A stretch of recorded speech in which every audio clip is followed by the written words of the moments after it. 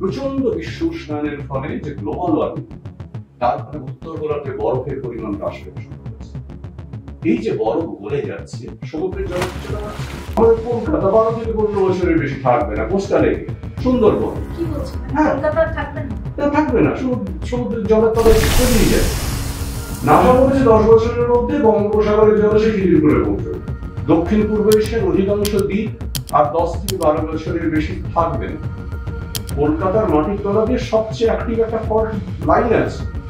এই ফল্ট লাইনটা চুপ করে পড়ে থাকে, শুধুমাত্র গঙ্গা নদীর পলিটাকে চেপে রেখেছে। আমরা কি করেছি? মেট্রো রেল করতে গিয়ে সেই ফল্ট লাইনটাকে কেটে দিয়েছি।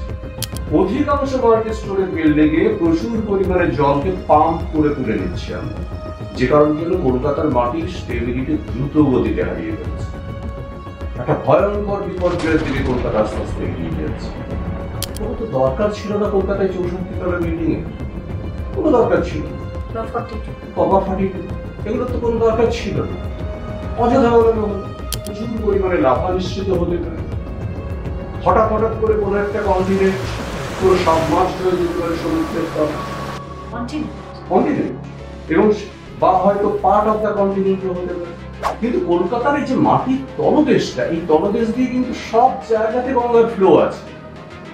টোটাল কলকাতা শহরের তলাতে কিন্তু মাটির তলায় গঙ্গা নদীর ফ্লো আছে। তাহলে থাকবো কোথায়?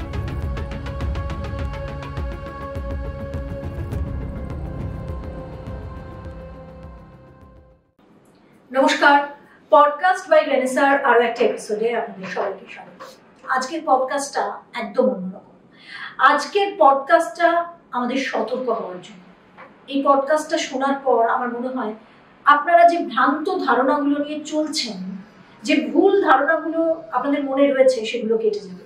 ভূমিকম্প কি, কতটা আমাদের সতর্ক হতে হবে, আর আমাদের বিপদ কোথায় দাঁড়িয়ে রয়েছে। আসুন শুরু করি আজকের পডকাস্ট। আর আজকের পডকাস্টে আমার সঙ্গে বিশেষ অতিথি ভূবিজ্ঞানী সুজিত কর। সুজিত বাবু, অনেক ধন্যবাদ যে আপনি আপনার এতটা ব্যস্ত সময়ের মধ্যে এত দূর থেকে এখানে এসেছেন। প্রথমেই আমি আপনাকে আশ্বস্ত করি, আপনি এবং আপনাদের মতো বিজ্ঞানীদের সঙ্গে যখন টিভি চ্যানেলে কথা হতো, প্রত্যেকেরই একটা অভিযোগ থাকতো যে আরেকটু বলতে দাও, বলা গেল। কিন্তু পডকাস্ট একটা এমন না, আমি কারো দোষ দিচ্ছি না, ওখানে টাইমের একটা ফ্রেম থাকে, কিন্তু এখানে সেটা নেই। আপনি মানুষকে সচেতন করার জন্য এই মুহূর্তে যা যা ঘটছে, কেন ঘটছে, সেগুলো খুব ভালোভাবে পরিষ্কারভাবে সময় নিয়ে বলতে পারবেন। আমি প্রথমেই একটা বাচ্চা যদি আমার পডকাস্টটা শোনে, তাদের জন্য জানতে চাইবো ভূমিকম্প কি।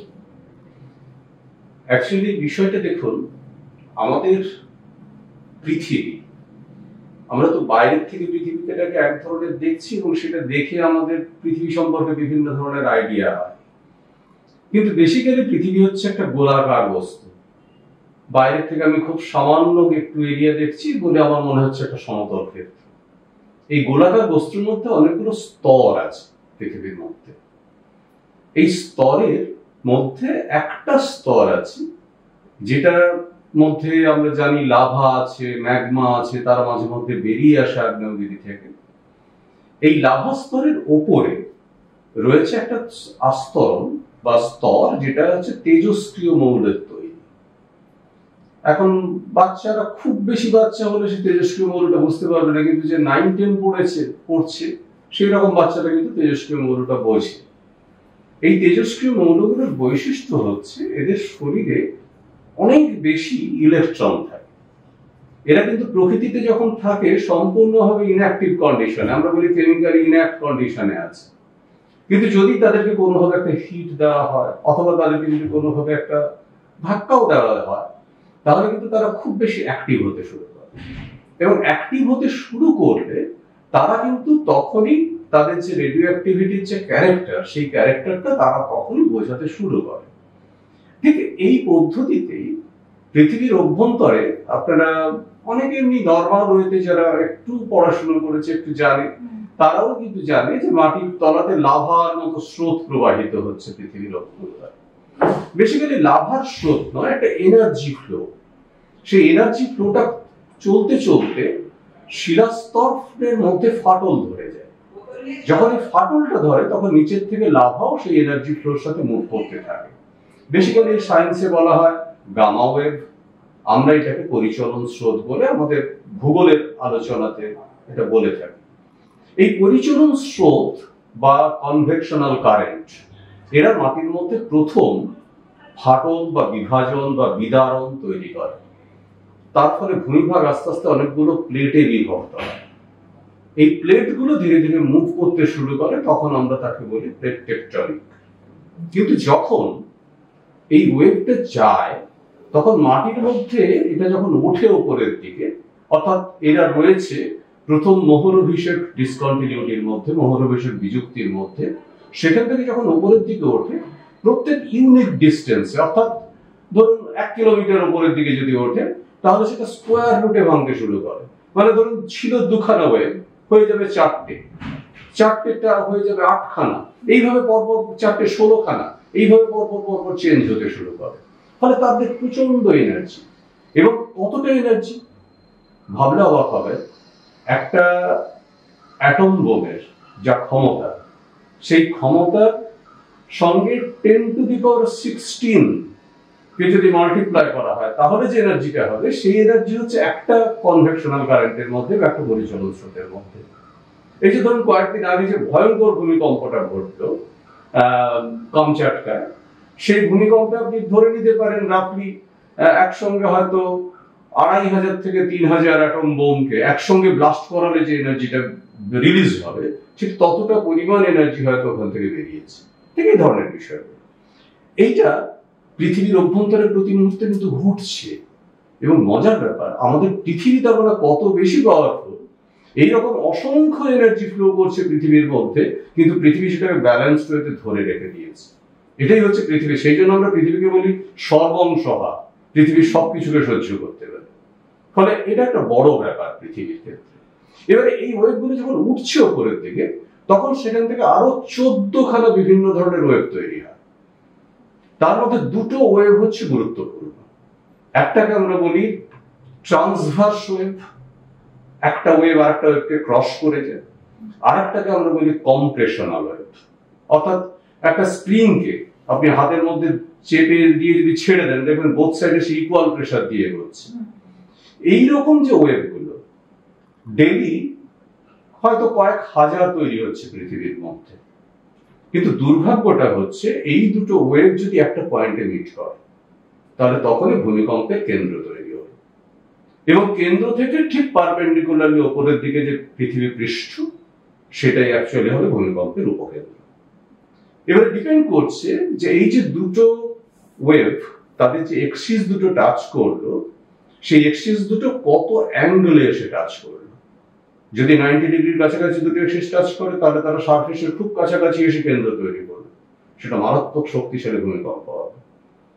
তারা যদি সূক্ষ্ম কোণে করে অথবা স্থূল কোণে করে, তাহলে সেক্ষেত্রে কিন্তু ভূমিকম্পের প্রাবল্যটা কমতে শুরু করবে। ফলে 90 ডিগ্রি যতটা কাছাকাছি যেতে পারবে, তত তারা বেশি পাওয়ারফুল হবে। এই যে ভূমিকম্পটা তো তৈরি হচ্ছে, তৈরি হওয়ার পরে সে আর্থ সারফেসে এসে স্ট্রাইক করলো, ভূপৃষ্ঠে স্ট্রাইক করলো। স্ট্রাইক করার পরে কিন্তু 3টে ওয়েভ মাটির মধ্যে প্রবেশ করার চেষ্টা করে, আরেকটা ওয়েভ সারফেসের উপরে রোটেট করতে থাকে। যেটা সারফেসের উপরে রোটেট করে, আমরা সাধারণত সেটাকে বলে থাকি র্যালে ওয়েভ। এই র্যালে ওয়েভটাই ভূমিভাগের মধ্যে ঢেউ পর্যন্ত তৈরি করতে পারে। জলে যেমন ঢেউ তৈরি হয়, ভূমিভাগের মধ্যে এরকম ঢেউ তৈরি হতে পারে। পি ওয়েভ, এস ওয়েভ সারফেসের মধ্যে চলে যায়। আর এই ওয়েভটা হচ্ছে মারাত্মক, নামটাও লাভ ওয়েভ, কিন্তু মারাত্মক কেন? এটাই সুনামি তৈরি করে, যার ফলে মানুষের এত মৃত্যু ঘটে। ফলে এই ওয়েভটা শুধুমাত্র জলে অ্যাক্টিভ হয়, এবং তখনই সেখান থেকে সুনামির মতো জিনিসগুলো তৈরি হতে পারে। সুতরাং ভূমিকম্প আগে মানুষের কাছে ছিল একটা ঈশ্বরের তৈরি বিষয়, অদৃশ্য একটা বিষয়, এর সম্পর্কে মানুষের কোনো ধারণা নেই। কিন্তু এখন আমাদের কাছে ভূমিকম্প অনেকটা ক্লিয়ার হয়ে এসেছে। আমরা ভূমিকম্প নিয়ে দীর্ঘদিন ধরে গবেষণা করছি, কাজ করছি, এবং ভূমিকম্প প্রেডিকশন করা যায় না এই ধরনের যে একটা ধারণা মানুষের মধ্যে ছিল, সেই ধারণাটাও হয়তো এখন 100% সঠিক নয়। মানে প্রেডিকশন করা যাচ্ছে এবং করা সম্ভব হচ্ছে। কতদিন আগে সেটা? এবং ধরুন আমি এ পর্যন্ত টোটাল প্রায় 784খানা আর্থকোয়েক প্রেডিক্ট করেছে, এবং তার মধ্যে থেকে 773খানা আর্থকোয়েক অ্যাকচুয়ালি ঘটেছে, এবং সেটা ঘটেছে উইদিন এ উইক, এক সপ্তাহের মধ্যে। মানে এক সপ্তাহের একটা সময় পাওয়া যায়, এক সপ্তাহের মধ্যে একটা সময় পাওয়া যায়। এবারে বলতে পারেন যে তাহলে আমাদের কাছে এখনো ধারণা কেন? তার কারণ হচ্ছে এই রিসার্চ আরো বাড়াতে হবে, কারণ আমি একদম প্রপার টাইম, ঠিক কটার সময় ঘটবে আর্থকোয়েকটা, সেইটা এখনো পর্যন্ত বলা সম্ভব হচ্ছে না। অথবা একদম স্পেসিফিক কোন পয়েন্টে ঘটবে, আমরা জোন বলতে পারছি যে এই জায়গাটায় হবে, কিন্তু একদম এই পয়েন্টেই হবে সেটা এখনো পর্যন্ত বলা যাচ্ছে না। তার জন্য গবেষণা দরকার, সেরকম ল্যাবরেটরি দরকার, সেই ধরনের ব্যবস্থাপনাই ভারতবর্ষে নেই, বিদেশেও খুব একটা যে আছে সেটা বলা যায় না। তা ফলে এটা হয়তো আগামী কিছুদিনের মধ্যেই হয়তো এটা 100% সাকসেসফুল হয়ে যাবে, কারণ যখন এগোচ্ছে তখন তো এগোতেই পারবে। কিন্তু বিষয়টা হলো ভূমিকম্প এখনো পর্যন্ত আমাদের কাছে 100% ধরা একটা বিষয় নয়, এখনো খানিকটা হলেও অধরা আছে, অর্থাৎ এর মধ্যে বেশ কিছু এখনো চিন্তা ভাবনার একটা জায়গা আছে। এই কামচাটকার যে ভূমিকম্প, তারপরে সুনামি এবং আগ্নেয়গিরিগুলো উঠে যায়, এটার মধ্যে কানেকশন কি? বিষয়টা হলো কামচাটকা প্রশান্ত মহাসাগরের উপকূলবর্তী অঞ্চলে। প্রশান্ত মহাসাগর সম্পর্কে বাচ্চাদের ধারণা আছে, আমরা বলে থাকি আগ্নেয় মেঘলা। প্রশান্ত মহাসাগরকে ঘিরে আগ্নেয়গিরির বলয়, আগ্নেয়গিরির মালা তৈরি হয়ে আছে। তার কারণ প্রশান্ত মহাসাগরীয় পাত এইভাবে নামছে ধীরে ধীরে নিচের দিকে। কামচাটকা ভূমিকম্পে প্রশান্ত মহাসাগরীয় পাত নেমে গেছিল বেশ কয়েক মিটার। এবারে যখনই সে নামছে কোনো একটা জায়গাতে, অন্য যে জায়গা থেকে পাত সৃষ্টি হচ্ছে বা প্রসারিত হচ্ছে সেই জায়গায় টান পড়ছে। এর ফলে যেটা হয়, প্রশান্ত মহাসাগরে যতগুলো আগ্নেয়গিরি আছে চতুর্দিকে সবগুলো কিন্তু অ্যাক্টিভ হয়ে গেছে। আপনারা খেয়াল করে বুঝতে পারবেন, আমি সেদিন টুইটও করেছিলাম যে এই ভূমিকম্প বলয়গুলো সক্রিয় হতে শুরু করবে, এখানে এখানে লাভা নিশ্চিত হতে শুরু করবে। তার কারণটাই এটা। তার কারণ হচ্ছে একবার নড়েছে মানে টোটাল ওই প্লেটের যে মার্জিনটা, অর্থাৎ টোটাল প্রশান্ত মহাসাগরীয় মেঘলাটাই আলটিমেটলি কিন্তু দুর্বল হয়ে গেছে। এটা ব্যালেন্স হতে এখন অনেকটা সময় লাগবে। এবং শুধু তাই না, যে মারাত্মক ভূমিকম্পটা হয়েছে তার ফলে কিন্তু পৃথিবীতে যতগুলো প্লেট আছে সবগুলো প্লেট কিন্তু নড়বড়ে কন্ডিশনে চলে এসেছে। ওই ভূমিকম্পের সঙ্গে বাকি সমস্ত। এবারে বিষয়টা বলি, সেটা হচ্ছে যে তারও আগে দেখবেন, তার আগে আমি একটা টুইট করেছিলাম যে যখন ইয়েতে একদম নর্থ পোলে, গ্রিনল্যান্ডে, আইসল্যান্ডে পরপর পরপর ভূমিকম্প হচ্ছে, খুব একটা বেশি মাত্রার ভূমিকম্প না, কিন্তু 4, 5, 6 এরকম।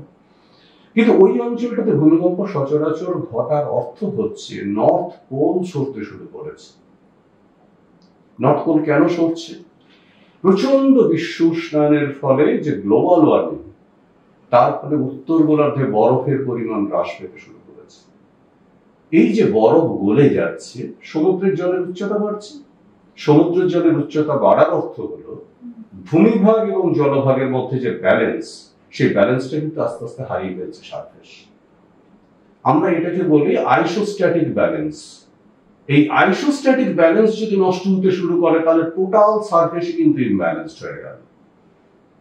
ফলে আজকে আমরা কামচাটকার ভূমিকম্প দেখে খুব অবাক হয়েছি, যে এরকম ভয়ঙ্কর মাত্রার ভূমিকম্প। এই ভয়ঙ্কর মাত্রার ভূমিকম্প কিন্তু এবারে বারবার ঘটতে শুরু করবে পৃথিবী জুড়ে।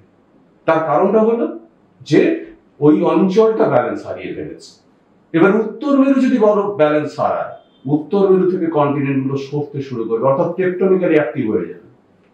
টেকটনিক্যালি অ্যাক্টিভ হওয়ার অর্থ হচ্ছে প্রথমে উত্তর গোলার্ধ, তারপরে দক্ষিণ গোলার্ধ, এবং সেটা কিন্তু অলরেডি অ্যাক্টিভ হতে শুরু করেছে। এবং আপনারা জানেন যে অ্যান্টার্কটিকা থেকেও প্রচুর পরিমাণে বরফ পড়ছে, ফলে সাউথ পোলও কিন্তু আলটিমেটলি দুর্বল হতে শুরু করছে। এর ফলে আলটিমেটলি এই যে সিচুয়েশনটা, এটা কিন্তু একটা ভয়ঙ্কর অবস্থার দিকে পৃথিবীকে নিয়ে যাচ্ছে। আমরা এখন এই মুহূর্তে বুঝতে পারছি না। আমরা ভাবছি যে বিশ্ব উষ্ণায়ন হচ্ছে, সমুদ্রের জলস্তরের উচ্চতা বাড়বে, কিছু কোস্টাল এরিয়া হয়তো ইনান্ডেটেড হয়ে যাবে, এইটুকু দিয়ে থামবে না। এই যে ভয়ঙ্কর বিপর্যয়, সেই যে ভয়ঙ্কর বিপর্যয়ের কথা যেটা আমরা বারবার বলতে থাকি, সেই দিকটাতে কিন্তু আস্তে আস্তে এগিয়ে যাচ্ছি আমরা। সেটা হচ্ছে এই ধরনের প্রচুর পরিমাণে লাভা নিশ্চিত হতে পারে। হঠাৎ করে কোনো একটা কন্টিনেন্ট পুরো সাবমার্জড হয়ে যেতে পারে সমুদ্রের তলায়। কন্টিনেন্ট, এবং বা হয়তো পার্ট অফ দ্য কন্টিনেন্টও হতে পারে, ছোট ছোট আইল্যান্ডস গুলো হতে পারে। দক্ষিণ পূর্ব এশিয়ার অধিকাংশ দ্বীপ আর 10 থেকে 12 বছরের বেশি থাকবে না। মানে কোন জায়গাটা আপনি যদি আরো মূলত ফিলিপিন্স, কম্বোডিয়া, ভিয়েতনাম, এই যে সমস্ত অঞ্চল, এই সমস্ত দেশগুলো থাকবে না। আমাদের কলকাতা মাত্র 10-12, হ্যাঁ আমাদের কলকাতা 12 থেকে 15 বছরের বেশি থাকবে না। কোস্টাল এরিয়া, সুন্দরবন, কি বলছেন, মানে কলকাতা থাকবে না? থাকবে না, সমুদ্রের জলের তলায় তলিয়ে যাবে। এটা আমরা বলছি শুধু নয়, নাসা বলেছে 10 বছরের মধ্যে বঙ্গোপসাগরের জল এসে খিদিরপুরে পৌঁছবে। খিদিরপুরে? হ্যাঁ। তো এই যদি সিচুয়েশন হয় তাহলে আলটিমেটলি সুনামি হবে না, সুনামি না, জলস্তরই বাড়ছে। আর জলস্তর বাড়ার সাথে সাথে সারফেস তো আস্তে আস্তে ডিগ্রেডিং। কলকাতা তো ডিগ্রেডিং সিটি আমরা বলি। এই হালকা পলিমাটির উপরে যে কনস্ট্রাকশন, এটা তো ডিগ্রেডিং নেচারকে নিয়ে এসেছে, যার ফলে এটা ঘটছে। ফলে এর সাথে যদি ভূমিকম্পের পরিমাণ যদি বাড়তে শুরু করে, ফলে ন্যাচারালি সেটা তো ডেভাস্টেশন খুব কাছাকাছি জায়গার মধ্যে চলে আসবে। এবং আপনারা জানেন ভালো করে, কলকাতার মাটির তলা দিয়ে সবচেয়ে অ্যাক্টিভ একটা ফল্ট লাইন আছে, যে ফল্ট লাইনটার নামই হচ্ছে ইয়োশিন হিঞ্জ। ইয়োশিন পিরিয়ডে তৈরি হয়েছিল। সেই ফল্ট লাইনটা একদম কলকাতার তলদেশ দিয়ে উত্তর পূর্ব ভারত পর্যন্ত চলে গেছে। এই ফল্ট লাইনটা চুপ করে পড়ে থাকে শুধুমাত্র গঙ্গা নদীর পলি তাকে চেপে রেখেছে বলে। আমরা কি করেছি? মেট্রো রেল করতে গিয়ে সেই ফল্ট লাইনটাকে কেটে দিয়েছি। মেট্রোতে ফাটল কিসের ইঙ্গিত? ন্যাচারালি সারফেস নিতে পারছে না, সারফেস এই ভাইব্রেশনটাকে নিতে পারছে না, সারফেস এই ইয়েটাকে নিতে পারছে না, আর তলা থেকে আস্তে আস্তে আস্তে আস্তে করে মেটেরিয়াল গুলো সরে যাচ্ছে। সুভাষ মেট্রো একই ব্যাপার। কলকাতার এই জায়গার মাটির সাস্টেনেবিলিটি নেই, স্টেবিলিটি নেই, যে কারণের জন্য আলটিমেটলি তলার থেকে মাটি সরে যাচ্ছে, ফলে উপরে স্ট্রাকচার দাঁড়িয়ে থাকতে পারছে না। ফলে বেসিক্যালি সে বসে যাবে, ক্র্যাক করবে, পড়ে যাবে। তার মানে আপনি বলছেন যে কলকাতা কোনোভাবেই সেফ না? না, একেবারেই সেফ না। কেন? তার কারণটা হচ্ছে, বলি আপনাকে, কলকাতা শহরের জন্ম বেসিক্যালি তো আপনারা জানেন ভালো করে, সেই সময় সেই যোগ চার্নক হঠাৎ করে জায়গাটাকে দেখে পছন্দ করলেন। 3টি গ্রাম, হ্যাঁ 3টি গ্রাম, সুতানুটি, গোবিন্দপুর, কলিকাতা। বেসিক্যালি কিন্তু উনি 3টে গ্রাম তখন দেখেন, তিনি গঙ্গায় যেতে যেতে হঠাৎ করে দেখলেন একটা বড় ফ্ল্যাট সারফেস। এই বড় ফ্ল্যাট সারফেসটাকেই অ্যাকচুয়ালি বেসিক্যালি বলা হয় এসপ্ল্যানেট। ওটা জিওগ্রাফিক্যাল শব্দ, এসপ্ল্যানেট। ওখান থেকে এসপ্ল্যানেট থেকে এখন স্প্ল্যানেট। এসপ্ল্যানেট মানে ওই নদীর উপত্যকার পাশে একটা বড় ফ্ল্যাট একটা সারফেস, কাদা মাটি দিয়ে তৈরি একটা ফ্ল্যাট সারফেস। তিনি দেখলেন এই জায়গাটা তো বেশ আইডিয়াল জনবসতি গড়ে তোলার জন্য। আর তখন তো জলা জঙ্গল ইত্যাদি সমস্ত ছিল। ফলে তারপরে তিনি ডিসিশন নিলেন যে এই সময় জায়গাতেই, তার মানে কলকাতা পোর্ট এবং পাশে এই পোর্টের সঙ্গে অ্যালাইড এই যে জমি, এইটাতে লেবাররা থাকতে থাকতে পারবে ইত্যাদি ইত্যাদি করে তিনি একটা ডিসিশন নিলেন। সেখান থেকে আলটিমেটলি তারপরে ডেভেলপমেন্টটা শুরু। 3টে গ্রাম ধীরে ধীরে এত বড় একটা শহরে পরিণত হল। তার মানে এই জায়গাটা পুরোটাই ছিল প্রচুর পরিমাণে ছোট ছোট নদী, নালা, খাল, বিল ইত্যাদি দিয়ে গঠিত একটা জায়গা। টোটাল এই অঞ্চলের যে মাটি যেটা দেখতে পাচ্ছেন এখন, কলকাতা তো শুধু নয়, টোটাল একদম ইয়ের থেকে, মানে আমরা বলতে পারি যে গঙ্গার পুরো প্রবাহ পথটা দক্ষিণবঙ্গের উপর দিয়ে গঙ্গা যতটা গেছে, এই টোটাল মাটির জন্ম হচ্ছে রাফলি প্রায় 6000 বছর মাত্র। এই 6000 বছর আগে এটা বিচ্ছিন্ন কতগুলো দ্বীপ ছিল এখানে, এবং সেই দ্বীপগুলো জলের মধ্যে বিচ্ছিন্ন হয়ে থাকতো। তার মধ্যে সুন্দরবন একটা দ্বীপ ছিল। তখন সুন্দরবনের রাজা ছিলেন রাজা সুন্দরগড় সেই সময়। তার পরবর্তীকালে 2000 বছরের মধ্যে টোটাল এই ইয়েটা তৈরি হয়েছে, পুরো দক্ষিণবঙ্গ এবং বাংলাদেশ টোটালটা তৈরি হয়েছে পুরোটাই পলির ওপর। এর তলাতে অর্থাৎ 4 কিলোমিটার নিচে যে জায়গা রয়েছে সেটা হচ্ছে একদম পুরো বঙ্গোপসাগরের জমি। তার মানে বঙ্গোপসাগর আগে এই জায়গাগুলোতে ছিল। সেই বঙ্গোপসাগরের জমির মধ্যে অসংখ্য ফাটল আছে, মানে চ্যুতি রেখা আছে। এই ভূমিভাগ অত্যন্ত ভঙ্গুর প্রকৃতির। সেই ভঙ্গুর প্রকৃতির ভূমিভাগের উপরে পলি রাশি জমে এই সারফেসটা। সুতরাং এই সারফেসকে যদি ডেভেলপ করতে হয় তাহলে তার জন্য যতটা ইন্টেন্সিভ স্টাডি থাকা দরকার ছিল, যতটা ভালো করে দেখা দরকার ছিল, পরিকল্পনা দরকার ছিল, সেটা কোনোটাই করা হয় না। কালে চক্রে নিজের মতো করে আস্তে আস্তে আস্তে আস্তে গ্রো করতে করতে করতে করতে হঠাৎ করে কলকাতা শহর। এবং আমরা সেজন্য কলকাতাকে বলি mature city before it's maturity.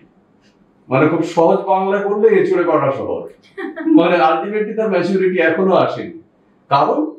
কারণ পরিকল্পনাগত ভাবে কলকাতা শহরের মধ্যে প্রচুর ভ্রান্তি আছে, ফলে এটাকে শহর বলাই যায় না। মানে অ্যাকচুয়ালি শহরের যদি ইয়েটাকে আলোচনা করতে হয়, কিন্তু শহর ন্যাচারালি জনসংখ্যা, জনঘনত্ব, সমস্ত কিছুর পর্যালোচনায় শহর, এবং হিস্টোরিক্যাল টাউন তো বটেই কলকাতা, একটা সময় ভারতের রাজধানীও ছিল।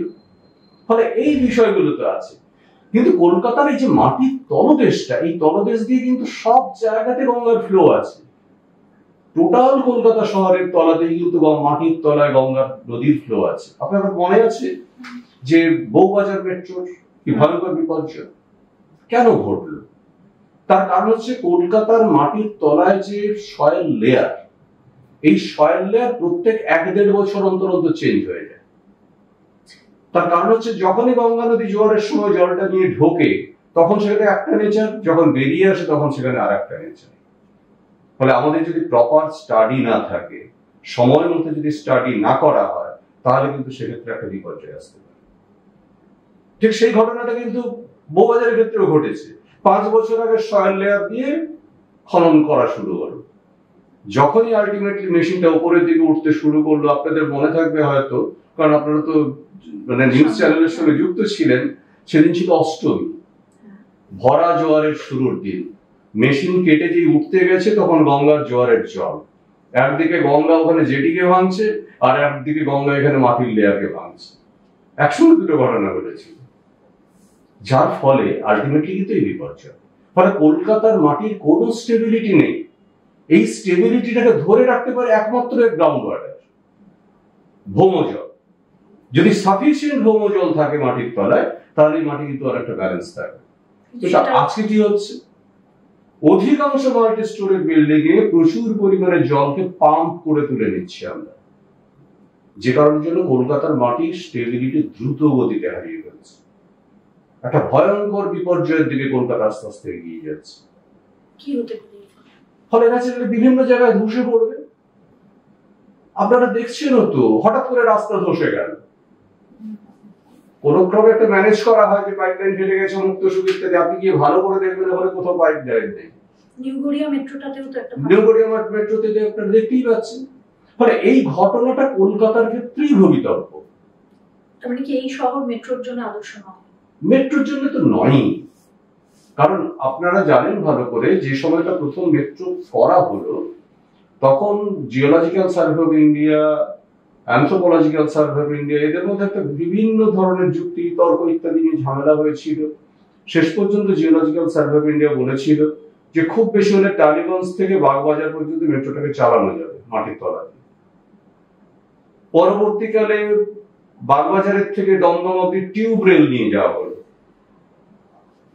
তার পরবর্তী যে সমস্ত ইয়েগুলো নেওয়া হচ্ছে, ফলে এই সারফেস এত লোড ক্যারি করতে পারে না, এই সারফেস এত ভাইব্রেশন ক্যারি করার ক্ষমতা নেই। এই পলিমাটি আস্তে আস্তে আস্তে আস্তে দুর্বল হতে শুরু করেছে। ফলে সে ভবিষ্যতে কিন্তু এই লোডগুলোকে কোনোটাকেই ধরে রাখতে পারবে। এই যে বড় বড় মাল্টি স্টোরের বিল্ডিং, এটাকে ধরে রাখতে পারবে।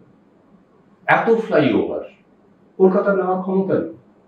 এগুলো কি কেউ জানে না নাকি? জানে, নিশ্চিত জানে, নিশ্চিত জানে, কিন্তু খুব সন্তর্পণে অ্যাভয়েড করে।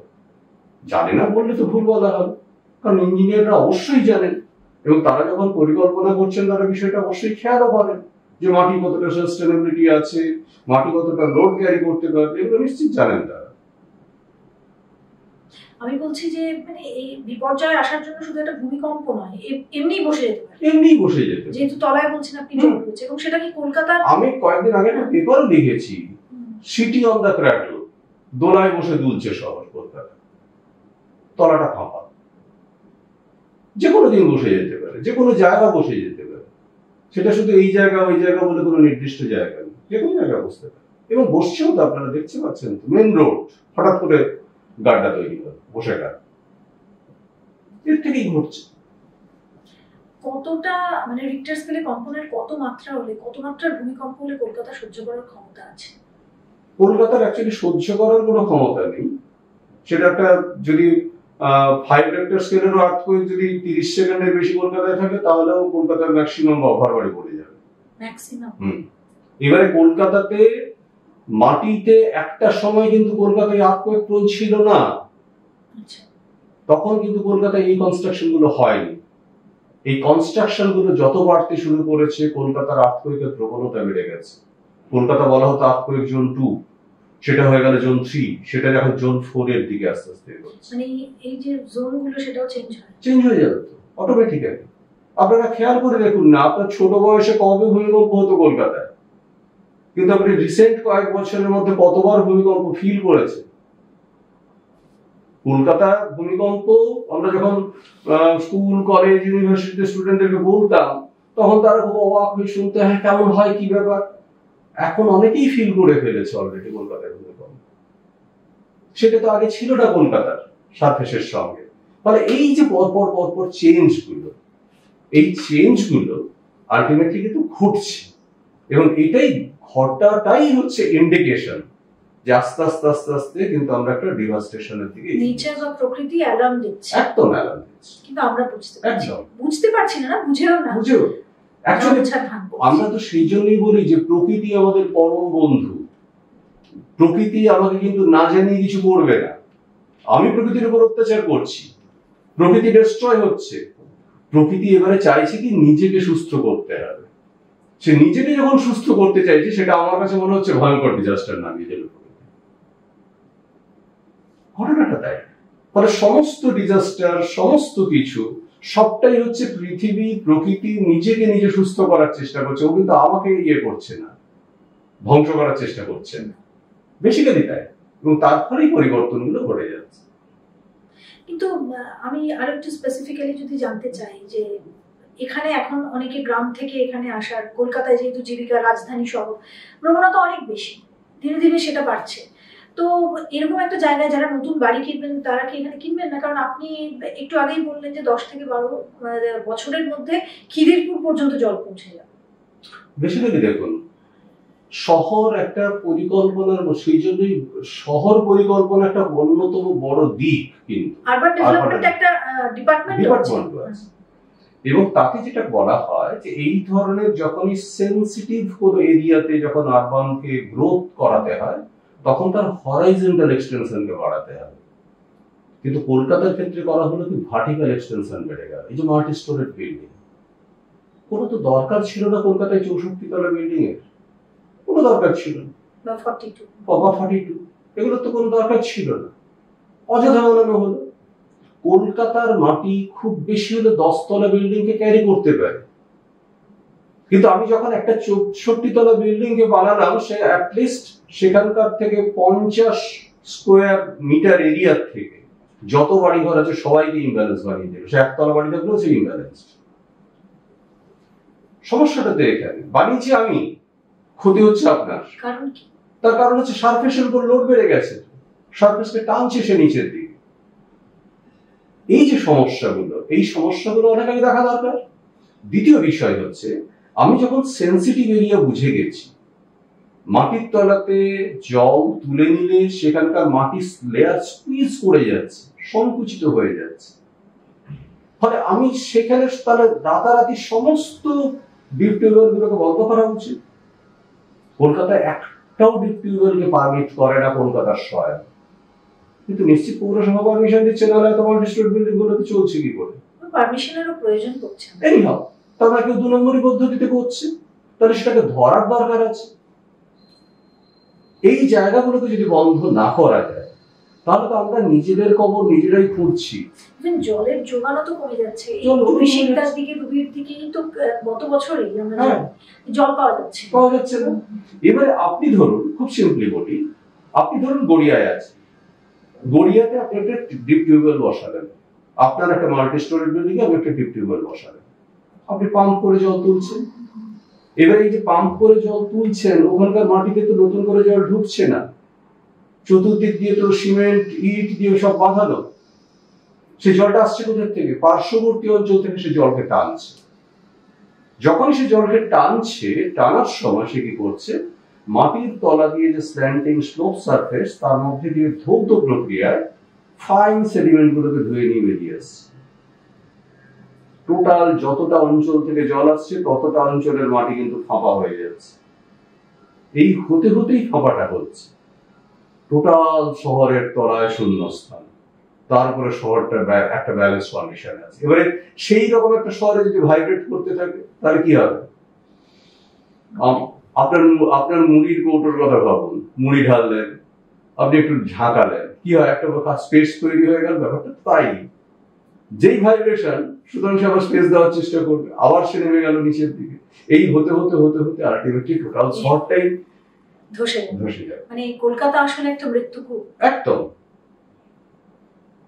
কাঁটা দিচ্ছে, ভয় লাগছে, কি করবো জানি না। কলকাতার লোকজনদের কি তাহলে বাড়ি বিক্রি করে চলে যাওয়া উচিত, নাকি সরকারের ভাবা উচিত? দেখুন, এইটা তো আমি বলতে পারি না যে আপনার বাড়ি বিক্রি করে চলে যান, কিন্তু আমি বলবো যে প্রকৃতি কখনো মানুষকে রুইন্ড করে দেয় না। এখনো প্ল্যানিং করলে এখনো কলকাতাকে বাঁচিয়ে রাখা যেতে পারে, কিন্তু সেই সদিচ্ছা এবং সেই সঠিক পরিকল্পনাটা দরকার।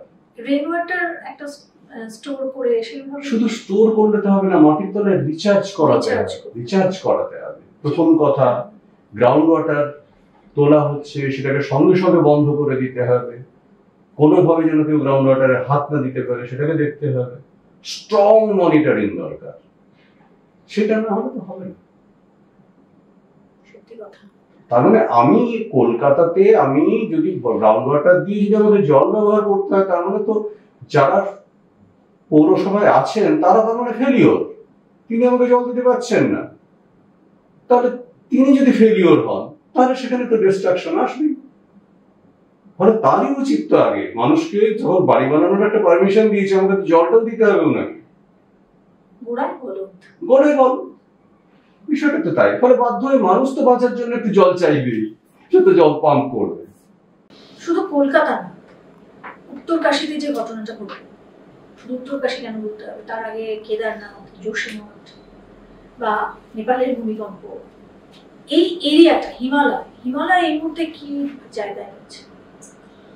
দেখুন না, অ্যাকচুয়ালি তো আমরা বলেই থাকি যে হিমালয় হচ্ছে নবীন ভঙ্গির পর্বত।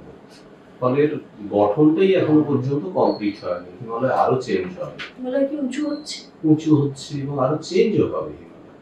ফলে এই যে কোয়ার্টজ, ফেলসপার এবং মাইকা বা অক্ষ, এই তিন ধরনের পাথর কিন্তু খুব দ্রুত আবহবিকার প্রাপ্ত হয়।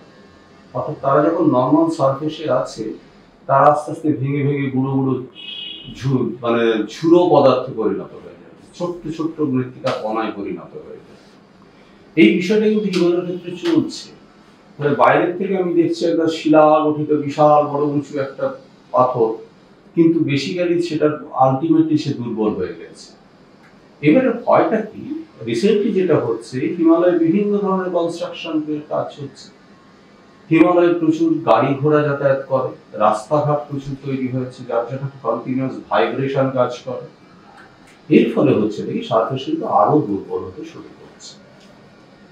রিসেন্টলি যে পিরিয়ড যেটা ঘটছে বেশি করে, বিশেষত একদম আপনারা যদি সেই কেদারনাথের ঘটনা থেকে যদি শুরু করেন, বিশ্ব উষ্ণায়নের প্রভাবে হিমালয়ের উচ্চ উপত্যকার সঙ্গে নিম্ন উপত্যকার তাপমাত্রার একটা ব্যাপক তারতম্য ঘটে যায়। উচ্চ উপত্যকায় তাপমাত্রা কিন্তু তুলনামূলকভাবে অনেক কম, ফলে যে জলীয় বাষ্পগুলো থাকে তারা ঘনীভূত হয়ে মেঘ তৈরি করে অবস্থান করে। আর নিচের থেকে যখন উষ্ণ বায়ু উপরের দিকে উঠছে, এই গরম বায়ু উপরের দিকে ওঠার সময় তারা করে কি, প্রচুর পরিমাণে জলীয় বাষ্পকে নিয়ে যায়। তখন ঊর্ধ্ব বায়ুমণ্ডলে যে মেঘ ছিল তার সঙ্গে পরপর এরা কিন্তু অ্যাড হতে শুরু করে, যে কারণে যেন গভীর মেঘের তৈরি হয়। এবারে তারপর যখন বৃষ্টি শুরু হয়, তখন টোটাল মেঘটা একসঙ্গে বৃষ্টির জল ফেলতে শুরু করে। সেটাকেই অ্যাকচুয়ালি আমরা বলছি মেঘ ভাঙা বৃষ্টি। একটা নির্দিষ্ট সময়ের মধ্যে স্বাভাবিক অবস্থার থেকে অনেক বেশি পরিমাণে বৃষ্টি হয়। এই মেঘ ভাঙা বৃষ্টি কিন্তু শুধু হিমালয় নয়, অন্য যে কোনো জায়গাতেই ঘটতে পারে। এড়ানো যায়, যাওয়ার এখন এই মুহূর্তে আর কোনো সম্ভাবনা নেই। জলবায়ু পরিবর্তনের এমন একটা জায়গায় এসে পৌঁছে গেছে। ফলে মেঘ ভাঙা বৃষ্টি যে কোনো জায়গায় হতে পারে, কিন্তু হিমালয়ের ক্ষেত্রে সমস্যা কেন?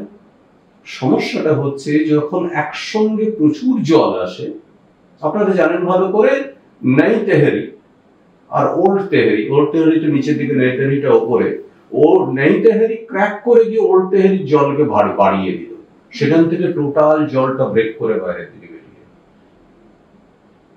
এখানে কি হয়েছে রিসেন্টলি যেটা ঘটল, সেখানে একদম মানে ইয়েতে কয়েক কিলোমিটার উপরের দিকে উঠে গিয়ে জায়গাটার নাম হচ্ছে হারসিল। হারসিলে কি হচ্ছে, গঙ্গা হঠাৎ করে নামতে নামতে একদম মানে তীক্ষ্ণ সরু ধারায় গঙ্গা নেমে আসছে গঙ্গোত্রীর পর থেকে। হারসিলের কাছে এসে হঠাৎ করে গঙ্গা ফ্ল্যাট সারফেস, মানে এমন ভাবে ফ্ল্যাট যদি কেউ খেয়াল না করে তাহলে সে ভাববে একদম উপকূলবর্তী অঞ্চলে নদী পৌঁছে গেছে, প্রসারিত হয়ে গেছে বিস্তীর্ণ অঞ্চল। তারপর আবার নদীটা সংকীর্ণ পথে ফিরে এসেছে। এই হারসিলের কাছে যখন তীব্র বৃষ্টি, তখন কিন্তু প্রচুর বড় অববাহিকা জুড়ে বৃষ্টির জলটাকে পেয়েছে গঙ্গা। সেই গঙ্গার জলটা ক্ষীর গঙ্গার মধ্যে দিয়ে একসাথে পুশ করে ঢোকার চেষ্টা করেছে। মানে আপনি যদি একটা ফানেলের কথা ভাবেন, ফানেলের উপরের দিকে যতটা আপনি জিনিস ঢেলে দিয়েছেন, সে একসঙ্গে যদি তলা দিয়ে পুরোটা বেরোবার চেষ্টা করে তাহলে তো বেরোবে না, বাইরের থেকে ওভারফ্লো করবে। ফলে ক্ষীর গঙ্গা ওভারফ্লো করেছে, এবং সেই ওভারফ্লো করার জন্য যে ডাউনস্ট্রিম স্লোপ, সেই স্লোপ দিয়ে তীব্র গতিতে জল কিন্তু বাইরে থেকে বেরিয়ে এসেছে।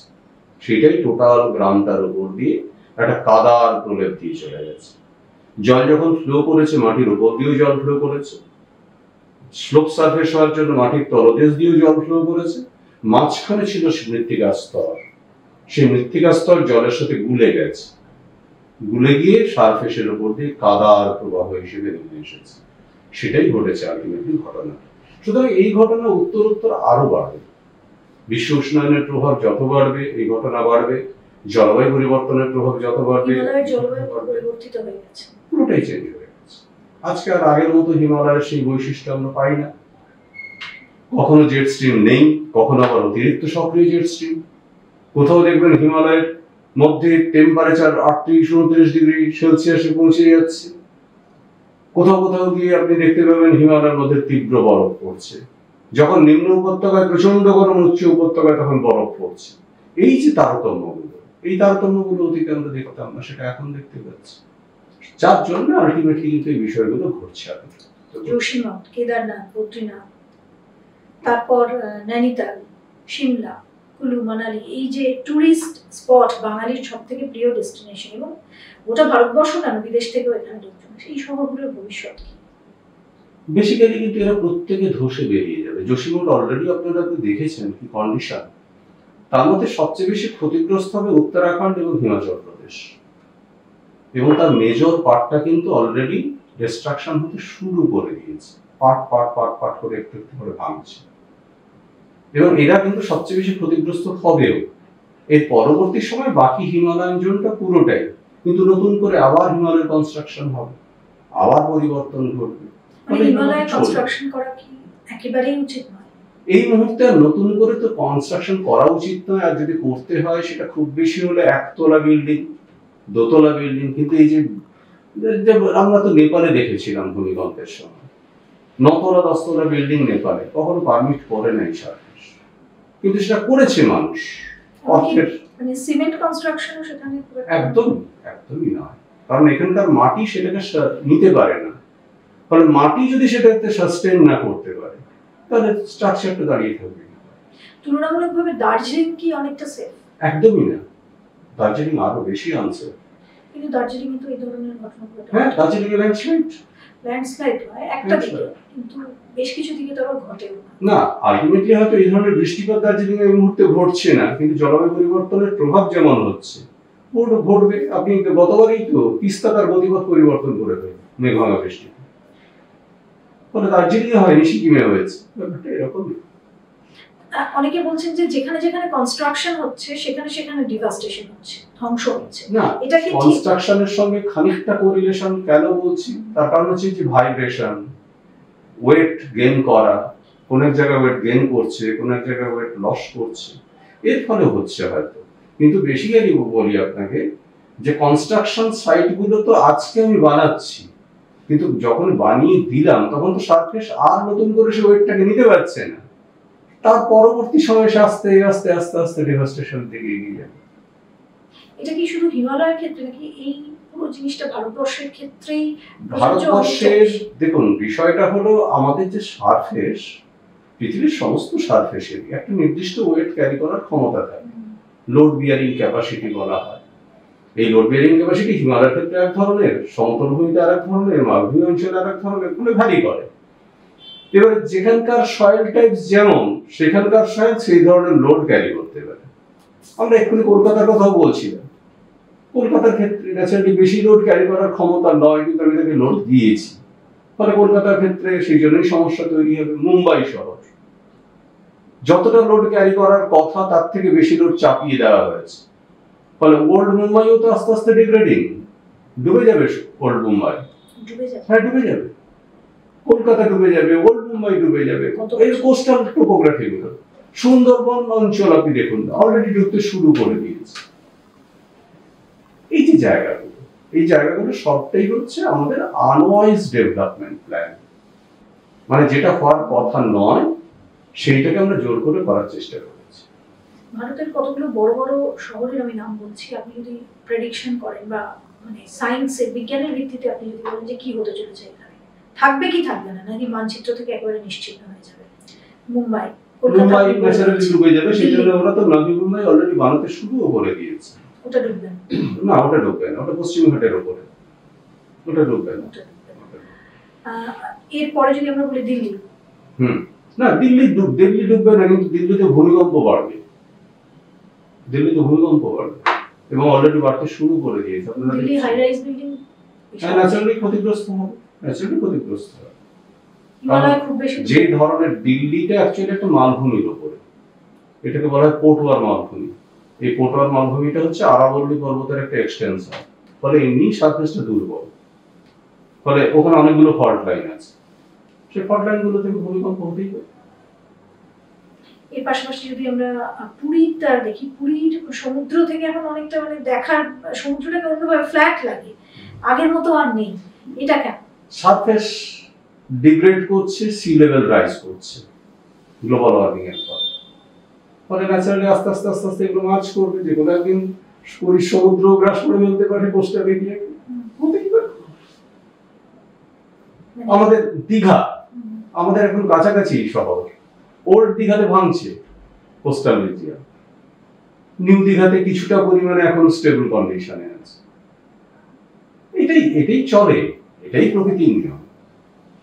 এই যে আমাদের এতগুলো সি সাইড যেখানে উইকেন্ডে সবাই বেড়াতে যায়, মন্দারমণি, তাজপুর, দীঘা, এগুলোর ভবিষ্যৎ কি আগামী 10-12 বছর? 10-12 বছরের মধ্যে আর কোনো ভবিষ্যৎ নেই, মানে নিশ্চিন্ত। হ্যাঁ, ন্যাচারালি আপনি বলুন না, যদি সি লেভেল রাইজ করে, এখন দীঘার যে হাইট, দীঘাতে তো আরো মারাত্মক একটা জিনিস ছিল যেটা হচ্ছে বালিয়াড়ি।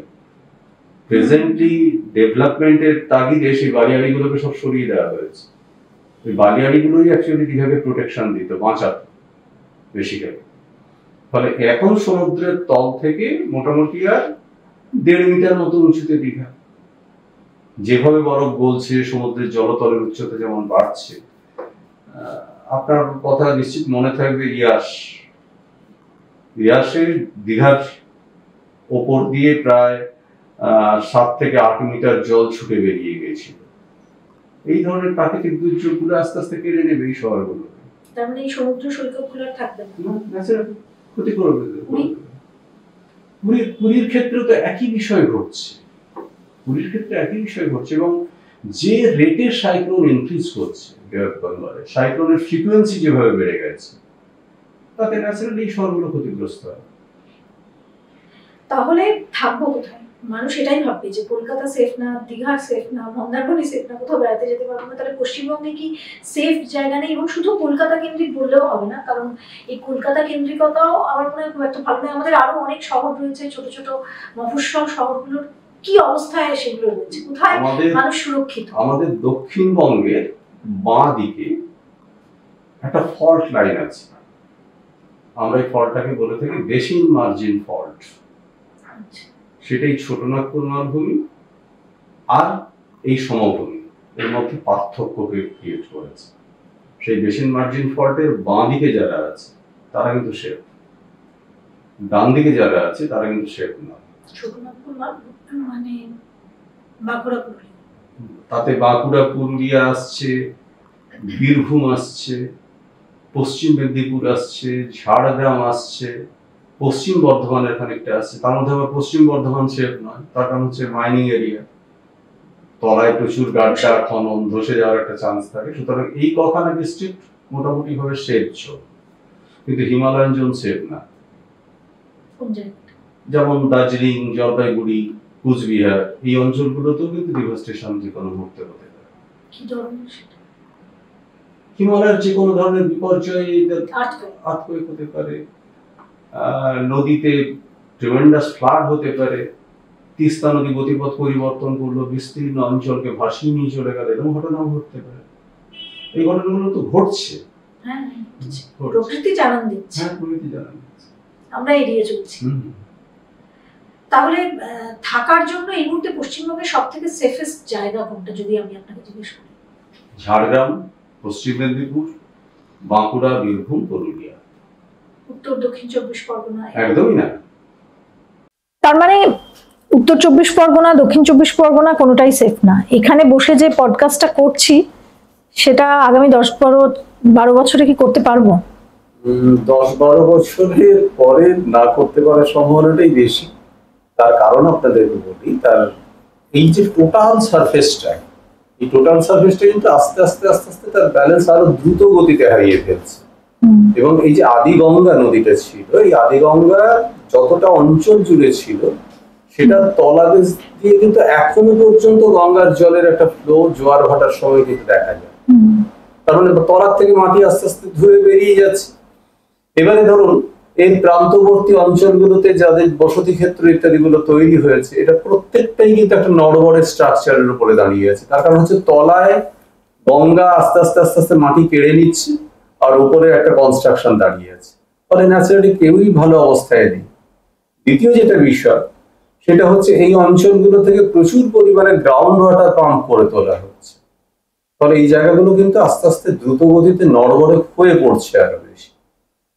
আর আদিগঙ্গা আপনারা খেয়াল করলে বুঝতে পারবেন যে আদিগঙ্গার একদম প্রান্তবর্তী অঞ্চলগুলোতে 2-3টে সয়েল লেয়ার আছে যেগুলো একদম লুজ স্যান্ড, সাদা বালির স্তর।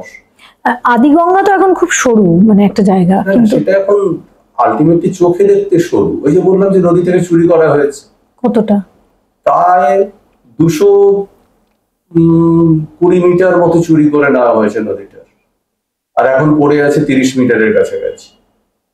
220 মিটার চুরি হয়ে গেছে। 220 মিটার, প্রায় 250 মিটার চওড়া ছিল ব্যাপারটা টোটালটা। তার মধ্যে থেকে 220 মিটার চুরি হয়েছে আর পড়ে আছে 30 মিটারের কাছাকাছি। সেটাকে এখন অ্যাকচুয়ালি এখানে তাও তো আপনারা আদিগঙ্গা বলে বলছেন গড়িয়ারের দিকটায় এসে, কিন্তু অ্যাকচুয়ালি বলা হয় বারুইপুর খাল, আর ওখানে সেটাকে নাম দেওয়া হয়েছে টালি নালা, কিন্তু বেসিক্যালি হচ্ছে আদিগঙ্গা। এখান দিয়ে কি এখনো জল যায়? একদম। কেন? মূল গঙ্গাতে যখন জোয়ার আসে তখন কিন্তু এই সারফেসের তলা দিয়ে জোয়ারের জল পাস করে। কেন? তার কারণ হচ্ছে টোটালটাই তো গঙ্গার অববাহিকা। আচ্ছা, এটা অতীতে পুরোটাই গঙ্গার অববাহিকা। এগুলো সব খাড়ি ছিল, এগুলোতে সব সুন্দরবনের গাছ ছিল, সুন্দরী গাছ ছিল, অন্যান্য গাছও ছিল। আমরা তার উপরে আস্তে আস্তে আস্তে আস্তে জায়গাটা বুঝে গেছে, সেখানে জনবসতি হিসেবে আমরা দখল করে নিয়েছি।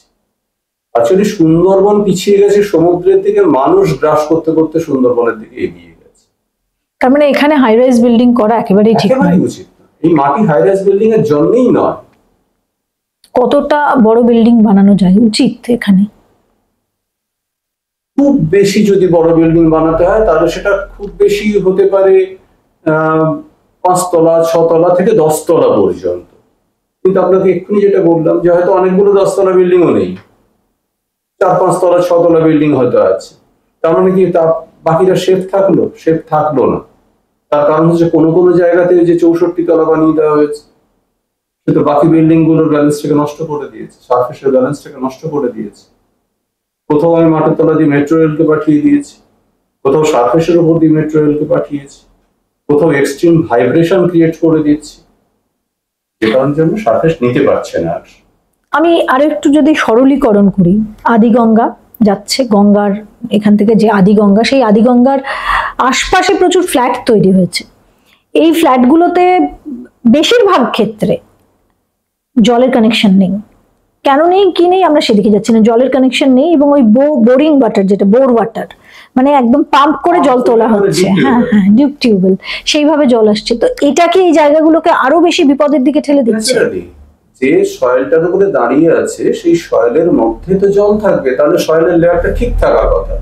আমি জলটাকে পাম্প করে তুলে দিলাম, তাহলে সয়েল লেয়ার গুলো স্কুইজ করবে। স্কুইজ করলে কি হলো, যে বিল্ডিংটা আছে সেও তো নিচের দিকে নামতে শুরু করবে। এবারে সে কখনো নামছে, কখনো ওঠার, আর তো উঠতে পারছে না। সয়েল লেয়ারের তো সেই ক্ষমতা নেই যে বর্ষাকালে আবার তাকে ঠেলে তুলে দেবে, আবার নামিয়ে দেবে শীতকালে, সেরকম নয়। ফলে সে যে নেমে যাচ্ছে, এই নামতে নামতে নামতে নামতে আস্তে আস্তে আস্তে আস্তে সারফেস সাবমার্জ করার চেষ্টা করছে। আর তলদেশ দিয়ে যখন ধৌত প্রক্রিয়া সেডিমেন্ট বেরিয়ে যাচ্ছে, তখন তলাটা আরো ফাঁপা হয়ে যাচ্ছে, সে আরো দ্রুত নেমে যাচ্ছে নিচের দিকে। বিল্ডিং গুলোতে ক্র্যাক ধরছে। আপনার যে মেট্রো রেলের যে ক্র্যাক ধরেছে, এটা একই বিষয়। মেট্রো রেলের তো আপনি বলতে পারবেন না যে পিলারের ডেপথ বেশি ছিল না, এই ছিল না, ওই ছিল না, যথেষ্ট ডেপথ ছিল, যথেষ্ট ভালো কনস্ট্রাকশন। তাহলে হলোটাকে একটাই কারণ, তলার থেকে মাটি সরে গেছে। তার মানে যেগুলোকে নালা ভেবে তার পাশে জমি কিনে নিচ্ছি, বাড়ি কিনে নিচ্ছি, ফ্ল্যাট কিনে নিচ্ছি, এগুলো আদৌ সেফ না, কারণ তার তলা দিয়ে জল যাচ্ছে। কি ভয়ঙ্কর। এবং এই নালাগুলোর সংস্কারও তো ঠিকভাবে হয় না। না, হয় না তো। এটা কি খুব জরুরি? এইটা যদি সংস্কার ঠিক মতো হতো, তাহলে কিন্তু প্রচুর পরিমাণে জল রিচার্জ হতো। কলকাতাতে জানেন আর একটা ভুল পরিকল্পনা চলে। বহু জায়গাতে রিসেন্টলি দেখা যাচ্ছে যে কলকাতার মধ্যে দিয়ে বেশ কিছু আগে অতীতে বহু পুরনো নদী, খাত, সেগুলো সমস্ত এখন ড্রেনের মতো হয়ে গেছে। সেই ড্রেন গুলোকে এখন একটা পাইপ লাইনের মধ্যে ঢুকিয়ে দেওয়া হচ্ছে। সেই ড্রেন গুলোর সঙ্গে যদি সারফেসের কন্ট্যাক্ট থাকতো, তাহলে কিন্তু মাটির মধ্যে অনেক জল রিচার্জ হতে পারত, তাহলে কলকাতা শহরের ব্যালেন্স আরো বাড়তো। সেটা না করে তাকে যদি একটা পাইপ লাইনের মধ্যে ঢুকিয়ে দিই, ন্যাচারালি তার সাথে জলের কোনো কন্ট্যাক্ট নেই। এই যে প্ল্যানিং গুলো যারা করে, যখন কোথাও পাইপ লাইন হবে, কোথায় ড্রেন ঢুকে যাবে, বা যাই হোক, এই আরবান ডেভেলপমেন্টের সঙ্গে, বা জলের পাইপ কোথায় যাবে, যাবে না, জল কি অবস্থায়, এটা একটা মনিটরিং সেল আছে। এবং এখানে কি ভূবিজ্ঞানীরা থাকেন না, বা জিওলজিস্ট যারা, তারা থাকেন না? আমার ধারণা ওখানে জিওলজিস্ট থাকেন না। আমি ঠিক এই বিষয়টা সম্পর্কে সঠিকভাবে বলতে পারবো, কিন্তু উচিত থাকা উচিত, প্রথম কথা। দ্বিতীয় কথা হচ্ছে, না থাকলেও ভূবিজ্ঞানের দৃষ্টিভঙ্গি থেকে বিচার করা উচিত, প্ল্যানিংটা ঠিক হচ্ছে কিনা। ভারতের বেশিরভাগ শহর, মানে ভারতের মানচিত্র কি পরিবর্তিত হয়ে যাবে কিছুদিনের মধ্যে? 100 বার। তার কারণটা হচ্ছে, যতগুলো কোস্টাল এরিয়া আছে তাদের অধিকাংশ এরিয়ায় কিন্তু আস্তে আস্তে ডিগ্রেডিং। চেন্নাই, মুম্বাই, কলকাতা, ওদিকে কেরালা, সুন্দরবন, ওদিকে কেরালার একটা পার্ট, এই জায়গাগুলো কিন্তু আস্তে আস্তে আস্তে আস্তে সাবমার্জ হয়ে যাওয়ার একটা। গোয়ার ক্ষেত্রে বেশ কিছু অঞ্চল, সবটা না, বেশ কিছু অঞ্চল সাবমার্জ হয়ে যেতে পারে। তাহলে ন্যাচারালি এই জায়গাগুলো তো আস্তে আস্তে ম্যাপ চেঞ্জ করবেই। এই যে দ্বারকার সমুদ্র গর্ভে তলিয়ে যাওয়া, একটা শহরই ধ্বংস হয়ে যাওয়া, এটাও কি গ্লোবাল ওয়ার্মিং এরই প্রভাব? না, এটা গ্লোবাল ওয়ার্মিং না, ওটা অ্যাকচুয়ালি আর্থকোয়েক। নাকি কৃষ্ণের অভিষেক? না, ওটা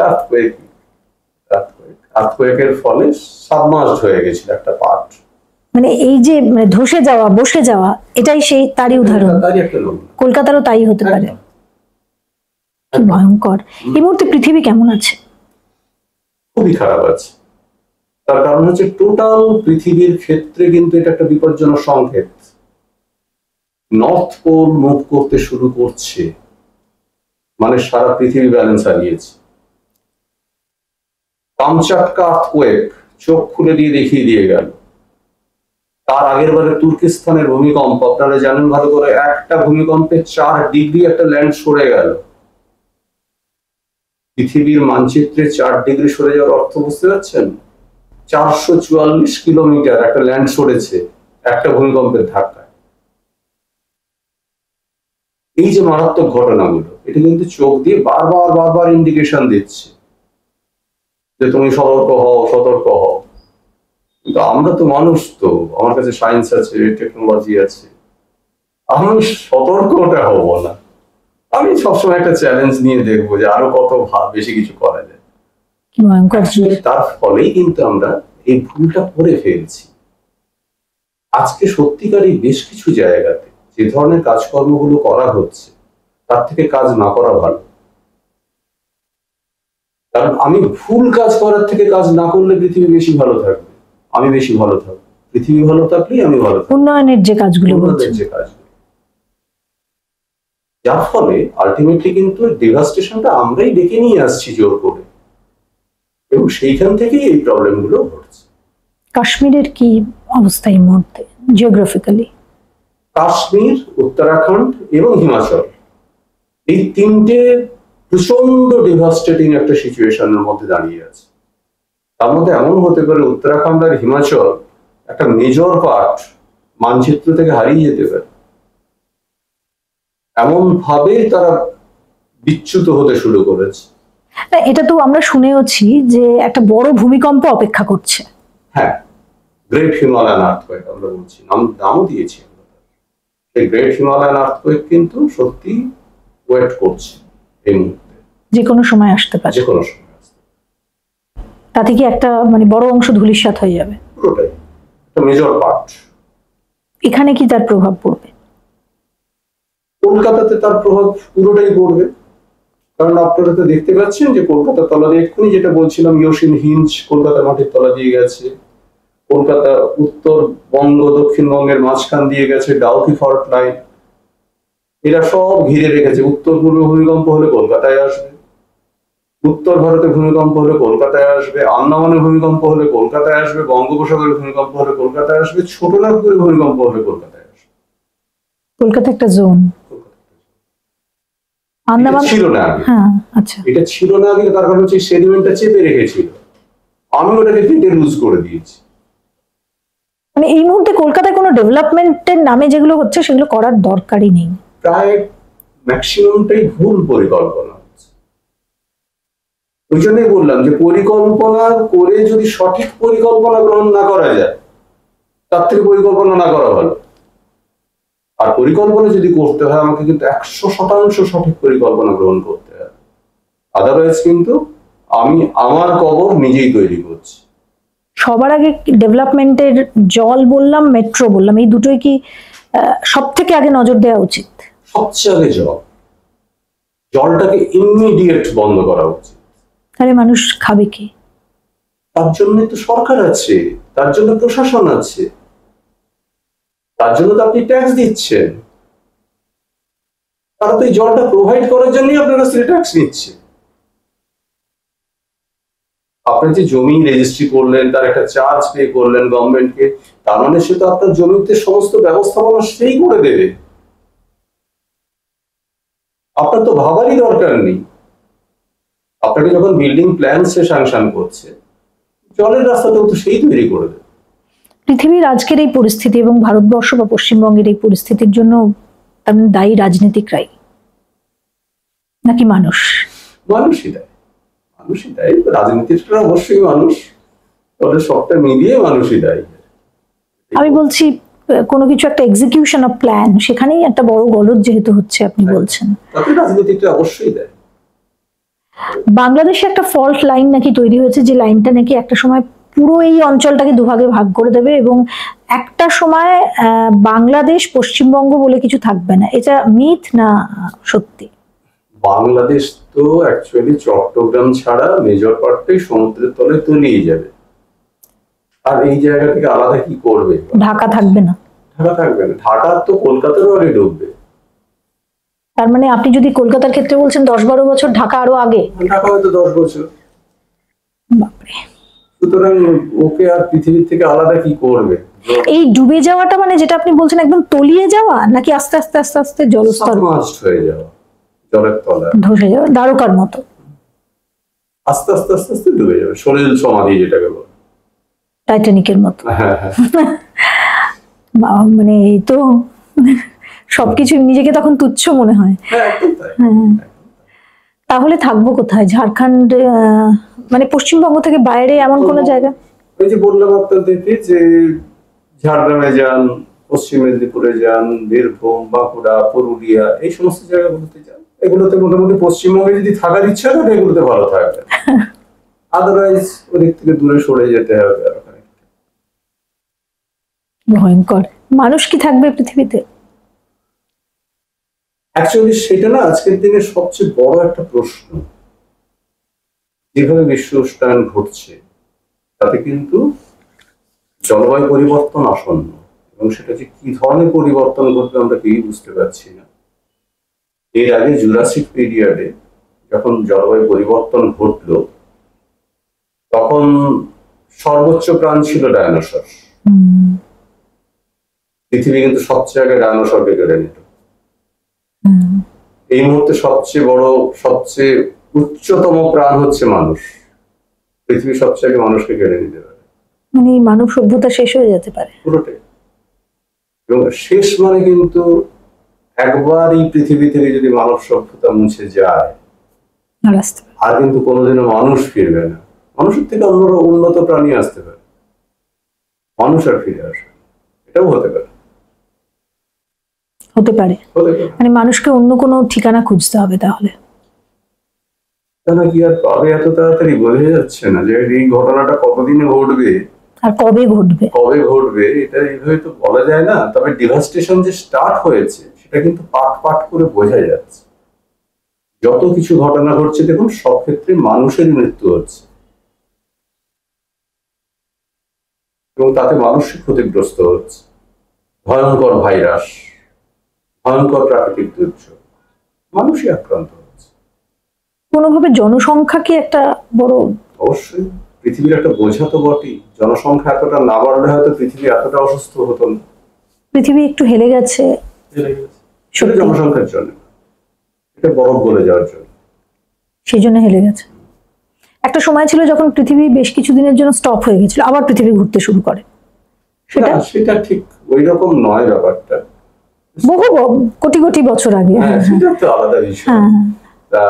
সেটা এই পদ্ধতিগুলো চলতে থাকে আর কি পৃথিবী, এটা নরমাল। তবে পুরোপুরি ভাবে থেমে যাওয়া ব্যাপারটা ঘটে না। সে তার অক্ষের চতুর্দিকে কিন্তু ঘুরছেই, ঘুরতে ঘুরতে সে তার বিভিন্ন ধরনের ইয়েগুলোকে কাজ করায়। একটা সময় ভূমিগুলো মানে ল্যান্ড এক জায়গায় ছিল, তারপর সেটা প্রবল টেকটনিক যে বিস্ফোরণ বলতে পারি বা নড়াচড়া, তার ফলে এদিক ওদিক ছিটকে যায় এবং এগুলো ছিটকাতে থাকে, আবার ঘুরছে যেহেতু চলন্ত। সেই কন্টিনেন্ট ছিল প্যানজিয়া, একটাই জলভাগ ছিল, নাম ছিল প্যান্থারাসা। সেখান থেকে আজকে 7খানা মহাদেশ আর 5খানা মহাসাগর তৈরি হয়েছে। পৃথিবীর যা অবস্থা এই মুহূর্তে, এবং যেহেতু এটা পরিবর্তনশীল, আবার কি ওই ধরনের ঘটনা ঘটতে পারে? আবার সমস্ত কন্টিনেন্ট গুলো এক জায়গায় চলে এলো, এই মুহূর্তে চলন গুলো কি বিজ্ঞানের মানে যুক্তিতে বলছে এটা হয়তো আগেও ছিল, এরকম বিচ্ছিন্ন ছিল, তারা হয়তো আবার একসঙ্গে এসেছিল, আবার বিচ্ছিন্ন হয়েছে। না, ভারতের উৎপত্তিটাও তো খানিকটা আফ্রিকার কাছে যখন। হ্যাঁ, ভারতের উৎপত্তিটা পৃথিবীর কাছে সবচেয়ে বড় বিস্ময়। কেন? কারণ দক্ষিণ ভারত ছিল দক্ষিণ গোলার্ধকে অতিক্রম করে 7,777 কিলোমিটার শিফট করেছে। দক্ষিণ ভারত এবং দক্ষিণ গোলার্ধ, দক্ষিণ ভারত ছিল দক্ষিণ গোলার্ধে, সেখান থেকে 7,777 কিলোমিটার শিফট করে এসে উত্তর ভারতের সঙ্গে সে কানেক্টেড হয়েছে, যার জন্য হিমালয়ের তৈরি। মানে এটাও একটা আশ্চর্য। সবটাই কি বিজ্ঞান নাকি অলৌকিক কিছু? অলৌকিক বলে কিছু হয় না, সবটাই বিজ্ঞান। আমি জানি না যে বিপদ বার্তাগুলো আপনি দিলেন, যে অশনি সংকেতগুলো দিলেন, এগুলো মানুষের মনে কতটা গেঁথে যাবে। কারণ যদি পৃথিবী ভালো না থাকে আমরা ভালো থাকবো না, এবং যদি কলকাতাতে 10-12 বছরের মধ্যে জল ঢুকে যায় এবং সাবমার্জ হয়ে যায়, মানে ধসে যায়, বসে যায়, তাহলে এই জিনিসটা মানুষের কাছে পৌঁছানোর জায়গাটাও আর থাকবে না, কারণ এই বাড়িটাও থাকবে না। যদি আমরা ভালো থাকতে চাই, আমরা ভালো থাকা দূরের কথা, আমরা থাকতে চাই, তাহলে আমাদের কিছু নিয়ম মানতে হবে। পৃথিবী আমাদের দিয়েছে বটে, কিন্তু সেটাকে যত্ন করে রাখার দায়িত্বটাও আমাদের কাঁধে, যেটা আমরা বারবার ভুলে যাই। একে অপরের প্রতি দোষারোপ করি কিন্তু দায় আমাদের প্রত্যেকে, কারণ জেনে বুঝেও আমরা ভুলটা করছি। সুতরাং প্রত্যেকটা নাগরিক হিসাবে প্রতিটি নাগরিকের যে দায়িত্ব সেটা যদি আমরা পালন না করি তাহলে কিন্তু অচিরেই আমরা মুছে যাব। আর আমার মনে হয় এখন আর দায়িত্ব পালন করলেও খুব একটা লাভ আছে। সময় প্রায় নেই, কারণ আমরা অনেক পথ এগিয়ে এসেছি বিপদের দিকে। এবং এখনো আমাদের তো বিন্দুমাত্র কোনো টনক নড়ছে না। প্রশাসন মানুষের জীবনের থেকে ভোট বেশি পছন্দ করে, বিপর্যয়ের থেকে ভোটকে বেশি পছন্দ করে, আর সাধারণ মানুষেরা ভুলে থাকতে বেশি পছন্দ করে। হতাশ লাগে। আপনি তো এটা নিয়ে বহুদিন ধরে কাজ করছেন। হ্যাঁ, তার কাছে বারবার সে যদি মনে মনে ভাবতে থাকে আমি মনে হয় থাকবো না, তাহলে তার ভয় লাগবে বেশি করে, তার থেকে সে ভুলেই থাকতে বেশি পছন্দ করে। কিন্তু ভুলে থাকলেও বিপদ আসে, বিপদ দরজায় এসে গেছে, আর এবার যদি না শুধরাই তাহলে কিন্তু বিপদ আমার দরজা, আমার বাড়ি, ঘর দোর সব ভাসিয়ে নিয়ে যাবে, ডুবিয়ে দেবে। এটা বোঝার সময় এসেছে। এই পডকাস্টটা একটা, আমি বলতে পারি আমার পডকাস্টের মধ্যে এত খুব কম পডকাস্টই আমার এখনো হয়েছে, এখন অনেকটা পথ চলা, কিন্তু এটা একটা মানে এমন একটা আর্কাইভাল মেটেরিয়াল হয়ে গেল যেটা আমার মনে হয় ভবিষ্যৎ প্রজন্মের জন্য কাজে লাগবে। আগামী প্রজন্মকেও কিন্তু আমাদের জাগ্রত করতে হবে। এদেশ ছেড়ে ওদেশে, ওদেশ ছেড়ে এখানে মাইগ্রেট করলে কিন্তু বাঁচা যায় না, বিপদ সেখানেও আসবে।